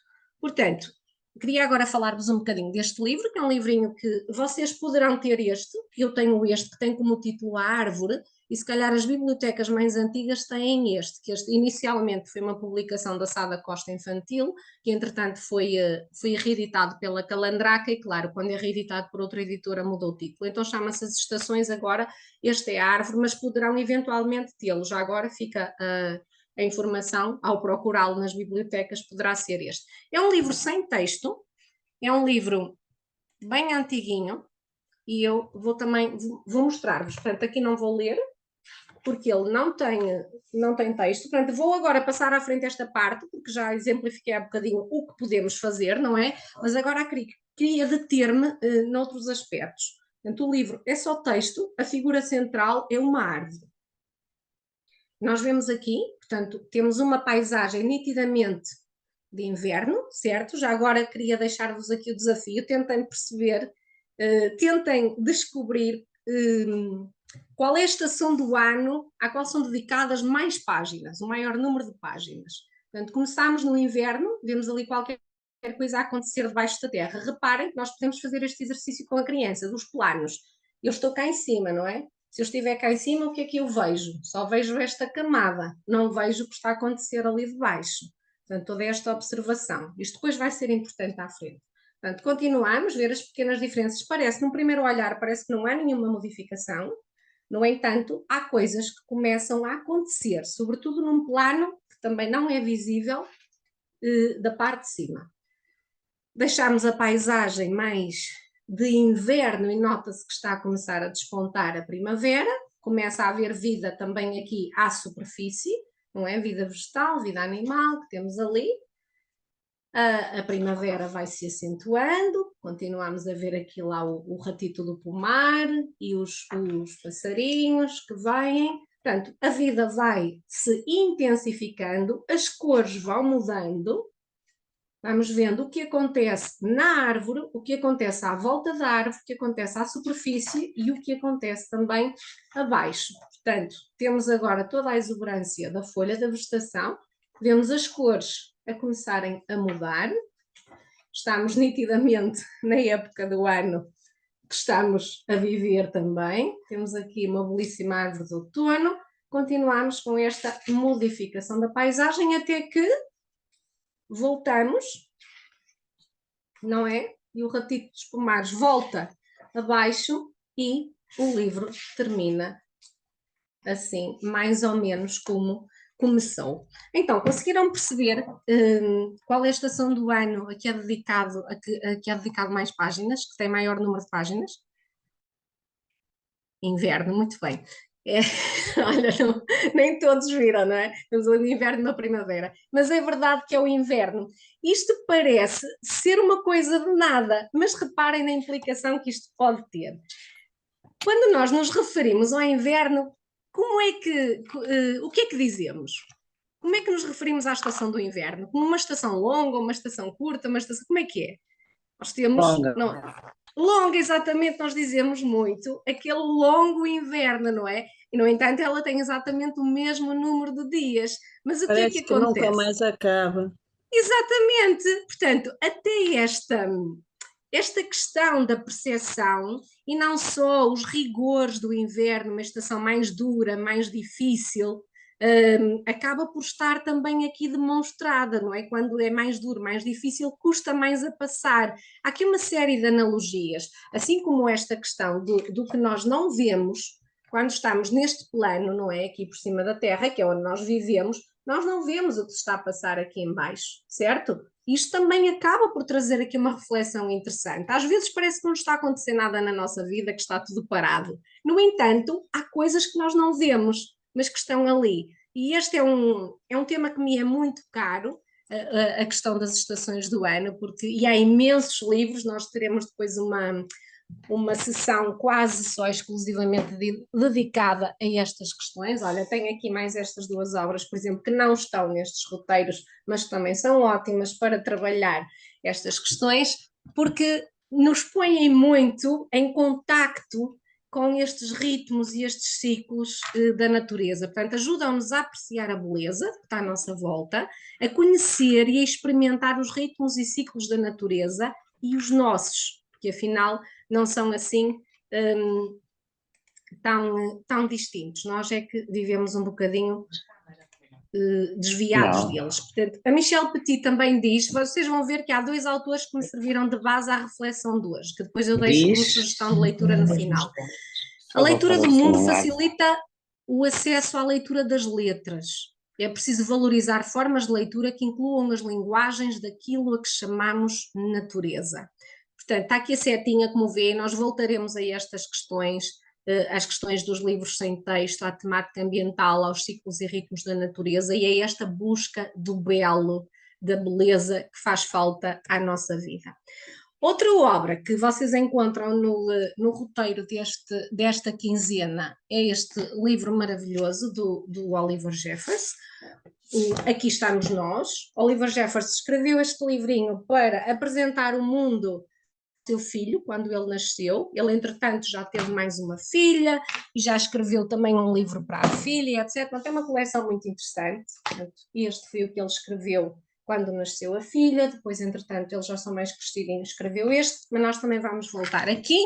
O Aqui Estamos Nós é o típico livro que eu acho fabuloso, por exemplo, é ótimo para oferecer como prenda de um bebê que nasce, o primeiro livro da biblioteca do bebê, porque no fundo é este Aqui Estamos Nós. Ele pode não ser um livro para bebés, mas também os bebés crescem, não é? Mas é um livro muito bonito visualmente, que nos permite trabalhar aqui muito a questão da observação, da diversidade, é conhecer o mundo literalmente. Portanto, é uma citação que ele tem aqui, em determinado momento, que ele mostra-nos, por exemplo, aqui eu estou a partilhar, não veem muito bem, não é? Portanto, ele começa por apresentar, aqui estamos nós, por situar-nos no universo, na galáxia, e depois vamos ao planeta Terra. E depois cá dentro ele vai-nos mostrando um pouco esta geografia do planeta, a Terra, o mar, as estrelas, depois o nosso corpo, a questão de nos alimentarmos. Reparem só que maravilha aqui, toda esta diversidade para falar dos diferentes povos e não só, e das diferentes representações das relações também, aqui a nível das espécies, dos animais. E depois ele continua, e eu gosto muito aqui, diz: tu também não consegues falar ainda, apesar da tua cabeça estar cheia de perguntas. Sê paciente, vais aprender a usar as palavras não tarda. Então ele continua, depois assim: às vezes anda tudo muito devagar aqui na Terra. Eu gostava de ficar muitas vezes nesta página. No entanto, é mais frequente que anda tudo muito depressa. Por isso, usa bem o teu tempo. Ele acaba antes que dês por isso. E continua: embora tenhamos avançado bastante, ainda não descobrimos tudo. Portanto, ainda há muito para tu fazeres. Vais descobrir montes de coisas sozinho. Só não te esqueças de deixar apontamentos para as outras pessoas. Parece grande a Terra, mas somos muitos a viver aqui. Portanto, seja gentil. O que existe chega para todos. Bem, isto é o planeta Terra. Toma também conta dele, pois é tudo o que temos. E agora, se precisares saber mais alguma coisa, basta perguntares. Vou estar por aqui e quando eu não estiver, podes sempre perguntar a outra pessoa. Nunca estamos sozinhos na Terra. Pois não é só esta questão, é toda a mancha gráfica, toda a informação que está escondida. É um livro muito bom para explorar com as crianças nestes bocadinhos todos, toda a informação. Ora bem, eu sei que estão a mandar comentários, mas eu neste momento não consigo lê-los. Depois a Raquel vai dizer-me, eu leio daqui a bocadinho. Vou falar-vos um bocadinho deste e se calhar depois não falo de mais nenhum, não é, Luísa? O tempo está pequenino. Mas vou falar-vos um bocadinho deste livro, Boa Noite Moço. O Boa Noite Moço é... Eu gosto imenso do Boa Noite Moço, é uma narrativa de estrutura acumulativa que conta a história de um moço que quer dormir. Quando é que os moços dormem? De noite, não é? Não é, pois não. Os moços dormem de dia, exatamente. Os moços dormem de dia. Então, o moço, reparem, é dia, não é? E ele chega aqui a uma árvore para dormir. Isto é tão lindo, estas ilustrações. Não é? O moço tentava dormir.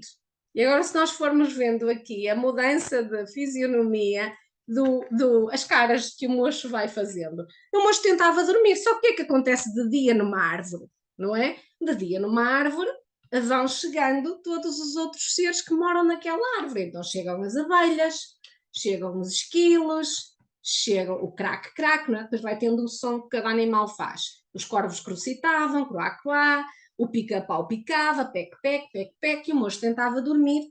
Pronto, e ali está ele. E então sempre por aqui fora vão chegando mais animais. Reparem como a árvore vai ficando bonita, bem preenchida. A quantidade de nomes de aves que aqui acontecem e os sons que eles fazem, as pombas arrulhavam, nós vamos ter adiante também uma sessão para falarmos desta questão, do próprio vocabulário, por aí, até que chegou a noite. E o que é que faz o moço à noite? Vai à vidinha dele. E os outros animais querem dormir, não é verdade? Então... Está aqui uma comparação muito boa ali no chat. Então, caiu a noite e a lua subiu no céu e nenhum ruído se ouvia. O moço piou. Uhul! Uhul! E a todos acordou. E pronto.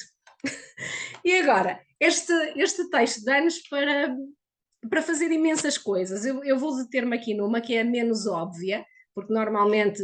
É um texto muito divertido, as crianças gostam imenso de o trabalhar, mas eu, como gosto sobretudo do lado mais mais questionador dos livros,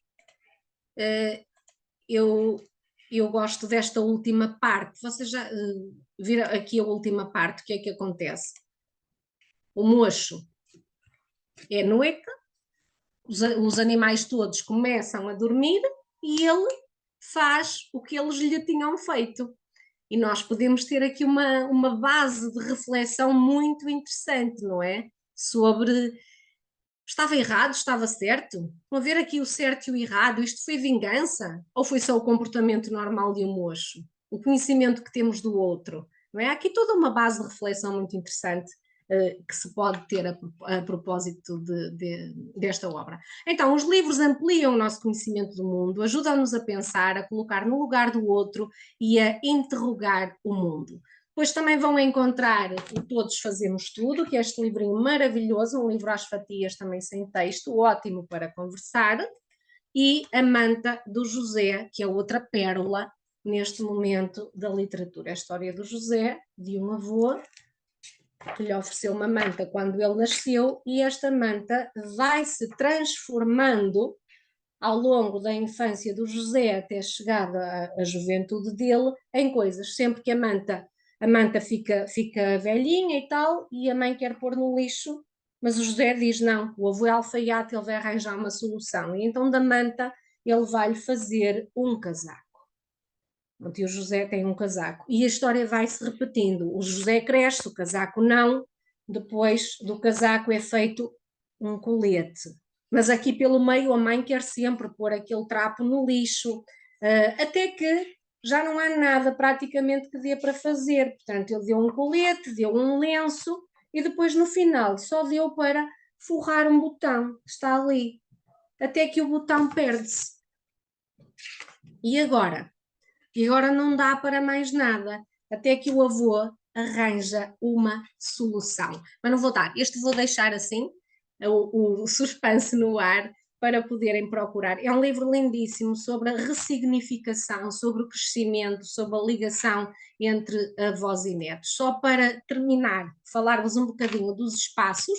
Portanto, só aqui voltando às modalidades que a Luísa apresentou, a modalidade A e B, portanto, só para vos dizer que eu estou aqui com um grupo piloto, um grupo, digamos, teste, de algum modo, deste projeto também. Arranquei mais cedo para poder ir tendo coisas para partilhar convosco nestas sessões que vamos ter ao longo do ano. E neste momento já tenho algum feedback do que está a acontecer. Por exemplo, esta semana já fui recebendo fotografias dos cantinhos da leitura, portanto as famílias foram desafiadas a reunir os livros todos num canto. Porquê? Porque a questão do espaço é importante.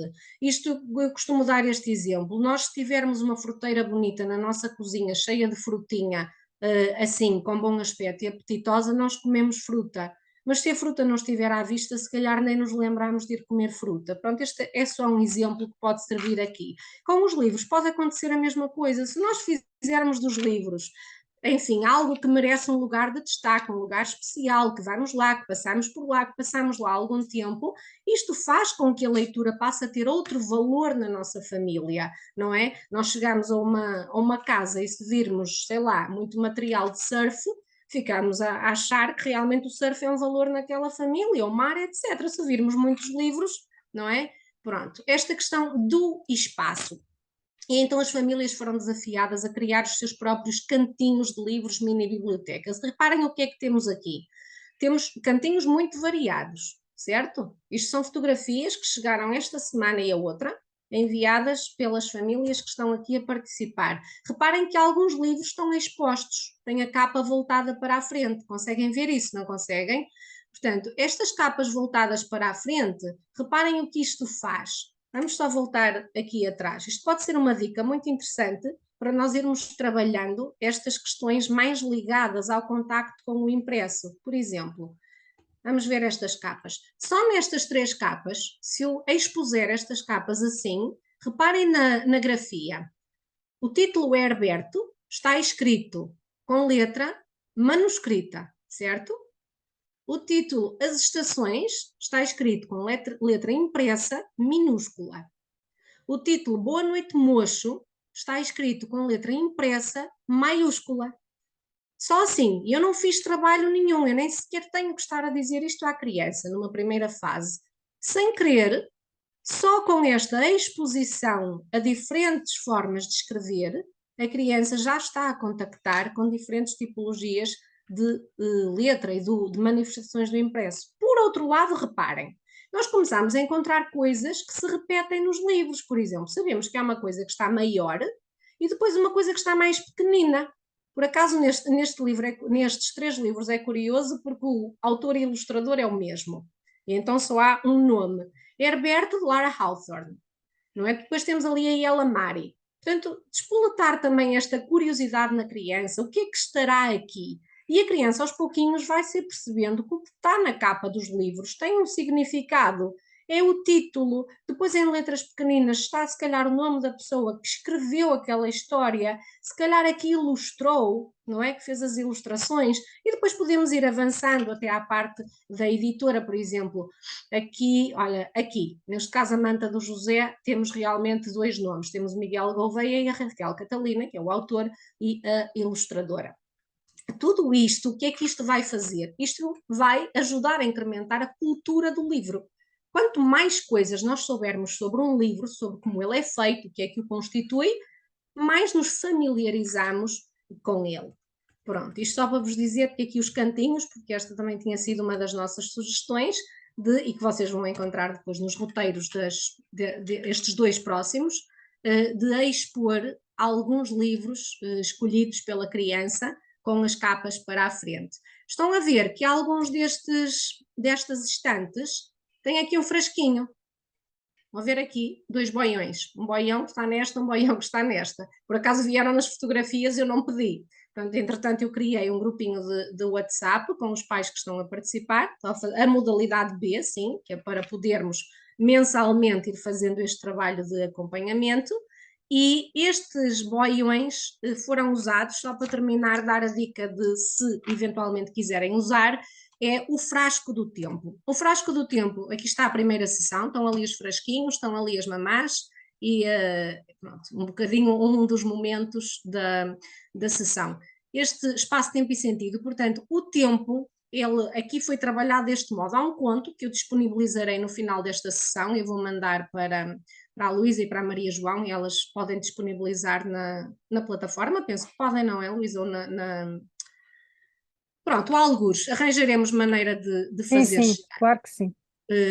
É um conto, que é o conto Horas de Sol, o conto Tempo de Sol, Horas de Lua, que é um conto muito interessante, toca muito os pais. Este conto lido aos pais é impossível ficar indiferente. Quando lemos este conto, há sempre olhos úmidos no final, porque é um bocadinho aquele baque, que é a história de uma criança, do Vicente, que os pais nunca tinham tempo para ele, e um dia ele resolve fazer uma coisa, que foi guardar tempo em frascos, e depois chamar os pais e dizer-lhes que conseguiu finalmente que eles tivessem tempo para fazer coisas com ele. Mas eu disponibilizo o conto é uma tradução minha, está bem, portanto tradução livre, mas não é da minha autoria.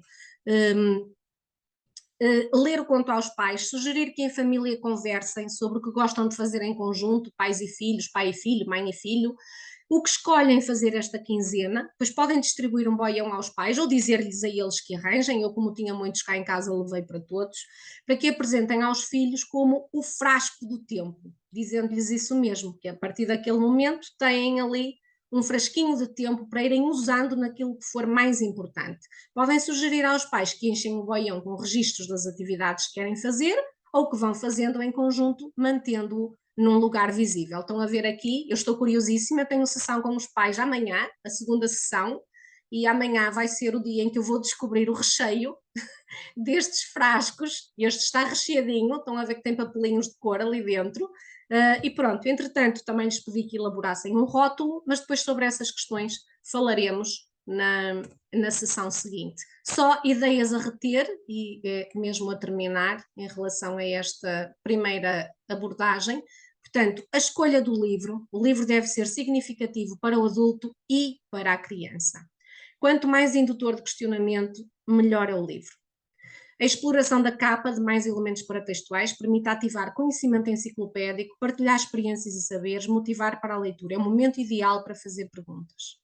Criar ambientes ricos de leitura, de livros e leitura, pressupõe a existência de livros em casa, de preferência num espaço próprio, acessível à criança, e a libertação de tempo para ler com a criança. Acreditamos realmente que investir na formação leitora da criança é investir na felicidade da família. Era isto que tinha para partilhar convosco. Estas são as referências, portanto, usei como base, portanto, eu tentarei em cada sessão recomendar-vos uma ou duas leituras no âmbito, enfim, da nossa formação de mediadores de leitura. Somos Animais Poéticos, da Michel Petit, ponham-nos a ler Michel Desmourget, foram os 2 autores que estiveram na base também da preparação desta sessão, e era isto. Obrigada pela vossa atenção e se houver questões... Estamos mesmo em cima da hora. Obrigada, Lúcia. Temos aqui vários comentários. Nós vamos responder a todos, vamos guardar o que está no chat e vamos responder a todos. Só duas questões antes da Luísa encerrar aqui o nosso tempo. A primeira questão relativa às apresentações da Isabel e da Lúcia, elas ficarão disponíveis no espaço do projeto que vai ser aberto quando terminarmos a sessão, vai ser aberto no portal da Rede de Bibliotecas Escolares, no sítio projetos, não é? Portanto, temos o sítio projetos, terá lá o seu espaço e é lá que vamos colocar esses materiais. Isso é a primeira questão. A segunda questão que penso que era importante também deixar no final desta sessão é que nada do que a Lúcia fez, penso eu, obriga a que as obras em causa sejam o Herberto, já não me lembro, a árvore, não é a árvore. Não, de todo, são só exemplos que podemos aplicar a outros. Etc. Ou seja, o objetivo é utilizarmos os fundos das bibliotecas escolares para fazer. E o objetivo não é dizer aos pais, peguem no livro A, peguem no livro B, peguem no livro C. Não, haja livros. Exatamente. Nos livros. E como é que se pode pegar? Pode-se pegar, a Lúcia deu aqui alguns exemplos de tipo de ações que os pais podem ter com os seus filhos, sem que seja especificamente o livro A, o livro B ou o livro C. Outras questões que estejam no chat, depois nós vamos responder por meio. Lúcia, posso diga. só dar uma dica, Maria João, em relação a isto? Não tem, é verdade, é mesmo assim, isto foram sugestões, porque para, enfim, exemplificar, dá-me mais jeito partir de um livro para dar como exemplo, mas livros à volta disto, e depois também há outra questão. Se tiverem estes livros nas bibliotecas, mesmo que só tenham um exemplar de cada, e quiserem pôr disponíveis, pode haver a possibilidade de depois mandarem os livrinhos para casa para irem rodando e os pais experimentando. Mas isso é se eles existirem, porque isto nós podemos fazer com outros livros, naturalmente. Claro, e os roteiros vão ser suficientemente abertos para que não exista a necessidade de ter o livro A, o livro B ou o livro C. A ideia é mesmo darmos a conhecer livros, por um lado, mas por outro, que as abordagens sejam com o material que têm nas vossas bibliotecas. E se calhar, Luísa, dado o adiantado já da hora, iríamos... Sim, eu vou apenas encerrar, dizer antes disso que, caso não tenham ainda marcado a presença, que o façam antes de saírem da sessão, está bem? Que é para depois ficarmos aqui com o registro. E cabe terminar, agradecer, muita coisa foi dita aqui, levamos o coração cheio, levamos muitas ideias para a nossa casa, para o local de trabalho. Contamos convosco, essencialmente para quê? Para que os livros e todas estas ideias cheguem às mãos das famílias, de todas as famílias, desde aquela que tem muitos livros em casa, vimos aí imagens de quem tem muitos, até aqueles de quem não tem ninguém, e para quem a biblioteca escolar é essencial, porque está mais à mão, e a biblioteca pública é um recurso para poderem também ter quinzenalmente, semanalmente, vários livros disponíveis para ler. Portanto, contamos convosco, com os colegas educadores, com os colegas bibliotecários, com os coordenadores interconcelhios, e nós cá estaremos, equipa do projeto, para ajudar, para apoiar. Estamos a crescer, nascemos hoje e agora vamos crescendo, vamos alargando e em conjunto vamos fazer realmente da leitura algo que seja fundamental em cada família.